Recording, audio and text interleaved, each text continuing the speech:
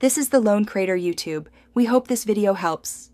In this video, I will explain how to make Qurbani cards.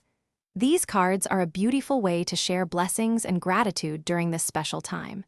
We will go through the entire process, from initial concept to final distribution, ensuring your cards are heartfelt and memorable. You will learn the essential steps to create a truly meaningful gesture for your loved ones and community. Crafting the perfect message is key to a heartfelt Qurbani card. Choose an image that resonates with the spirit of the occasion, perhaps a serene landscape or a symbolic motif. Your message should convey sincere blessings and good wishes. Remember to personalize each card by including the recipient's name, making it a truly unique and cherished keepsake for them.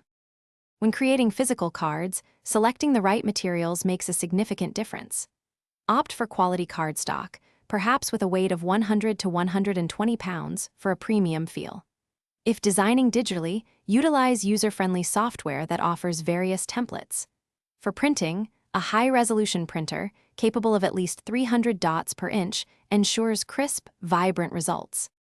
Adding small, thoughtful embellishments can elevate your Qurbani cards. Consider a delicate ribbon, a touch of glitter, or a personalized seal to make them extra special.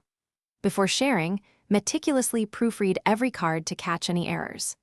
Finally, distribute your beautiful, handmade cards with warmth and sincerity, spreading joy and blessings to all your recipients. Thanks for watching. Consider subscribing if we helped you.